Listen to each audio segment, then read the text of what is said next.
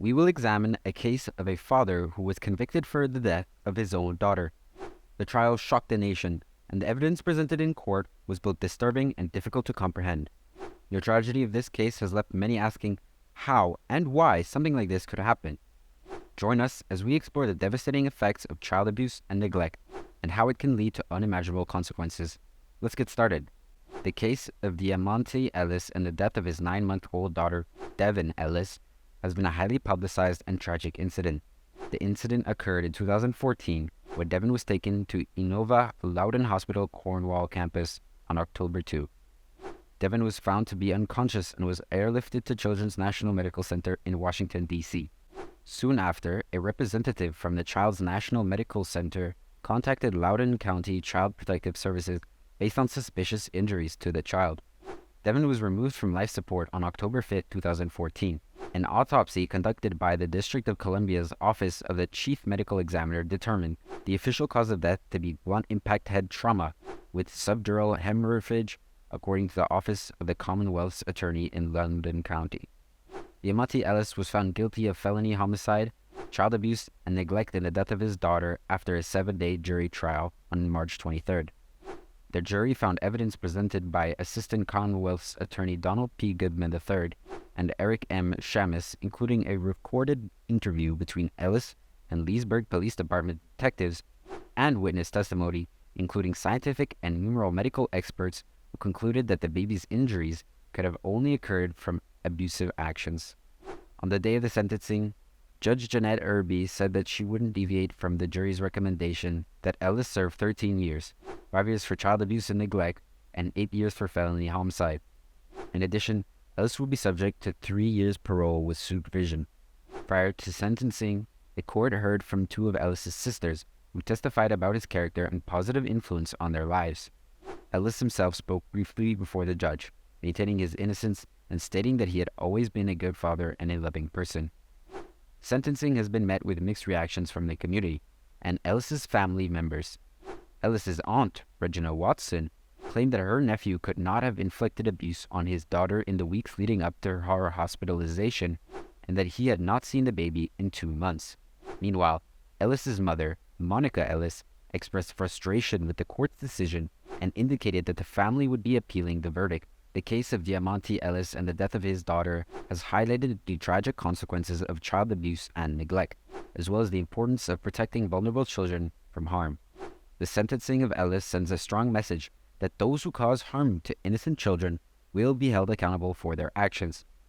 One key piece of evidence presented in court was a recorded interview between Ellis and Leesburg Police Department detectives.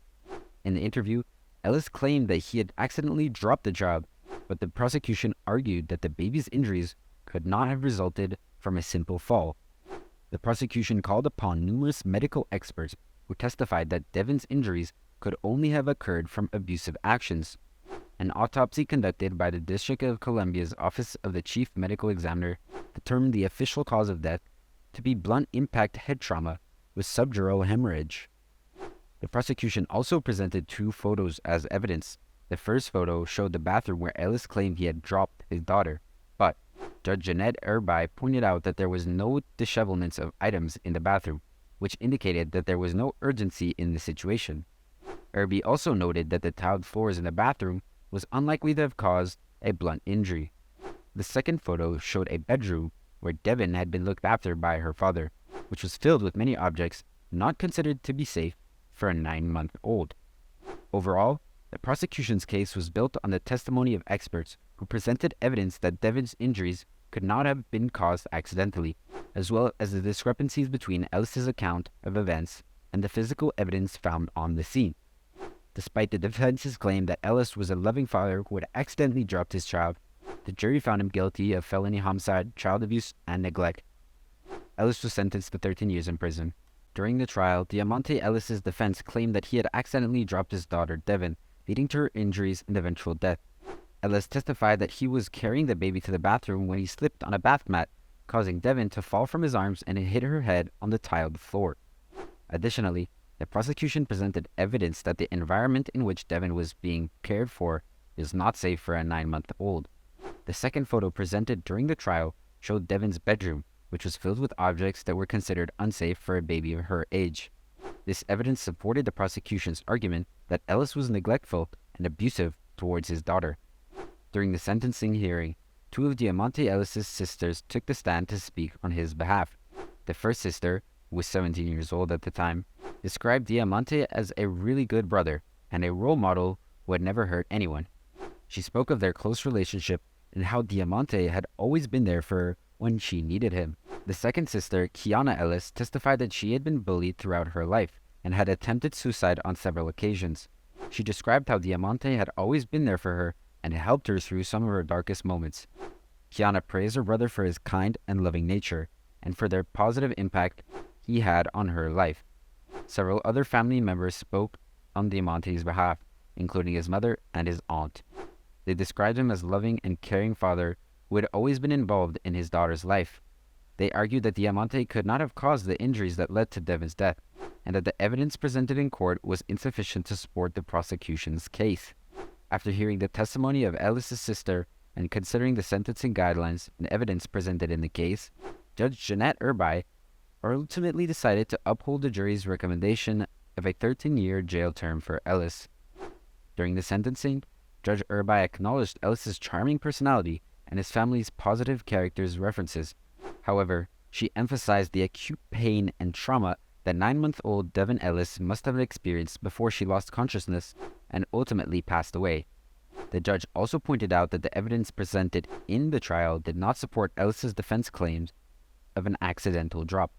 Specifically, she referred to two photos used as evidence, one showing the bathroom where Ellis claimed to have dropped his daughter, and the other showing the bedroom where Devin had been looked after by her father. According to Judge Urbai, nothing in the photos indicated any dishevelment of items or any urgency that would support the defense's theory. Furthermore, the judge noted that the tiled floors in the bathroom was unlikely to have caused a blunt injury and that the bedroom was filled with many objects that were not considered safe for a 9-month-old.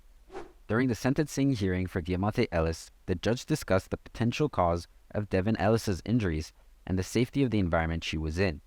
The judge reviewed two photos that were used as evidence during the trial, one of the bathroom where Ellis claimed to have dropped his daughter, and another of the bedroom where she had been looked after by her father. The judge noted that there was no evidence of dishevelment in the bathroom, which would be expected if the baby had been dropped there. She also commented on the tiled floor in the bathroom, which she stated was unlikely to have caused a blunt injury. In addition, the judge discussed the items in the bedroom, which she deemed unsafe for a 9-month-old baby. After the sentencing, Diamante Ellis's aunt, Regina Watson, spoke to reporters outside the court and expressed disbelief that her nephew could have inflicted abuse on his daughter in the weeks leading up to her hospitalization. Watson claimed that Diamante had not seen the baby in 2 months. Ellis's mother, Monica Ellis, also spoke to reporters and said that the court was not willing to hear her family's side of the story. She stated that they plan to appeal the decision. It is unclear what specific grounds they plan to appeal on. Devin Ellis's mother was not present in court for the sentencing, and no one from her side of the family was available for comment. It is not uncommon for the family of a convicted individual to express disbelief or disagreement with the verdict and sentencing, and to pursue an appeal in hopes of having the conviction overturned or the sentence reduced. However, it is ultimately up to the courts to review the evidence and make a determination. However, the absence of Devin's mother and her family's lack of comment may suggest that they have chosen to remain private about the matter. Losing a child is an unimaginable tragedy, and it is possible that they are still processing their grief and do not wish to discuss the case publicly. Alternatively, it is possible that they may have been satisfied with the verdict and chose not to comment. Without further information, it is impossible to determine the exact reason for their absence and lack of comment. Thank you for watching our coverage of the sentencing of Diamante Ellis for the death of his 9-month-old daughter. Don't forget to subscribe for more updates.